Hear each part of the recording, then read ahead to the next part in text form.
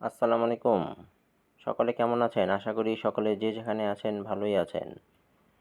আমার চ্যানেলে আপনাদের স্বাগতম। আজকের সংবাদ শিরোনাম: এবার বেতন নিয়ে সরকারি চাকরিজীবীদের জন্য বড় সুখবর। চলুন বিস্তারিত সংবাদে যার আগে আমার চ্যানেলটি সাবস্ক্রাইব করার এবং ভিডিওটিতে লাইক দেওয়ার অনুরোধ রইল। চলুন বিস্তারিত সংবাদে। এবার বেতন নিয়ে সরকারি চাকরিজীবীদের জন্য বড় সুখবর। দেশে এবারই প্রথম গ্রেড অনুযায়ী সরকারি কর্মচারীদের মহার্ঘ ভাতা দেওয়া হবে। যারা পেছনের গ্রেডে চাকরি করেন তারা বেশি হারে এ ভাতা পাবেন, অর্থাৎ কর্মচারীদের মহার্ঘ ভাতা বেশি হবে। আর সামনের দিকের গ্রেডে চাকরির কারণে কর্মকর্তারা কম হারে ভাতা পাবেন। অর্থ মন্ত্রণালয় এ সংক্রান্ত একটি প্রস্তাবের খসড়া চূড়ান্ত করেছে, যা অনুমোদনের জন্য প্রধান উপদেষ্টার কাছে পাঠানো হবে। প্রথম থেকে তৃতীয় গ্রেডে মহার্ঘ ভাতা হবে মূল বেতনের 10%, চতুর্থ থেকে দশম গ্রেডের চাকরিজীবীরা 20%, আর 11 থেকে 20তম গ্রেডধারীরা 25% হারে এ ভাতা প্রাপ্য হবেন। এতে সর্বনিম্ন 4,000 থেকে সর্বোচ্চ 7,800 টাকা বেতন বাড়বে। স্কেলের মারপ্যাচের কারণেও কেউ 4,000 টাকার কম এ ভাতা পাবেন না।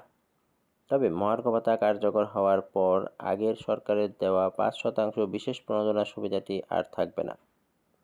অর্থ মন্ত্রণালয়ের কর্মকর্তারা দেশ রূপান্তরকে এ তথ্য জানিয়েছেন। তারা আরও জানিয়েছেন, পেনশনভোগরত কর্মকর্তা-কর্মচারীরাও মহার্ঘ ভাতা প্রাপ্য হবেন। সরকার প্রধানের কাছে বেতন বা ভাতা বাড়ানোর প্রস্তাব দিতে হলে সংশ্লিষ্ট মন্ত্রণালয়কে বাড়তি অর্থের যোগান কীভাবে হবে তা উল্লেখ করতে হয়।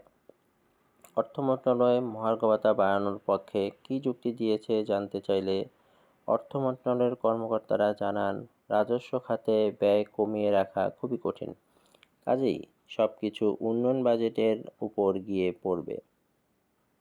উন্নয়ন বাজেটে ব্যয় কমানো হতে পারে, সেই অর্থ দিয়েই বর্ধিত বেতন ভাতা দেওয়া হবে।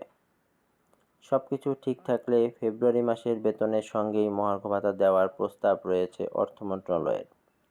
এদিকে বৃহস্পতিবার এ অর্থবছরই মহার্ঘ ভাতা দেওয়ার বিষয়টি নিশ্চিত করেছেন জনপ্রশাসন মন্ত্রণালয়ের সিনিয়র সচিব জনাব মোখলেছুর রহমান।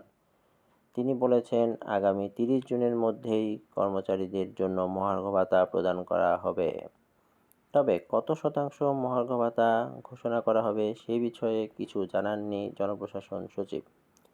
জনপ্রশাসন সচিব আরও বলেন, মহার্ঘ ভাতা নিয়ে 2টি সভা হয়েছে।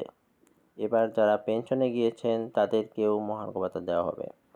তো ভিডিওটি কেমন লাগলো আপনারা কমেন্ট করে জানাবেন। আর ভিডিওটি ভালো লাগলে অবশ্যই চ্যানেলটি সাবস্ক্রাইব করবেন এবং ভিডিওটি লাইক দিতে ভুলবেন না। ভালো থাকবেন। আসসালামু আলাইকুম।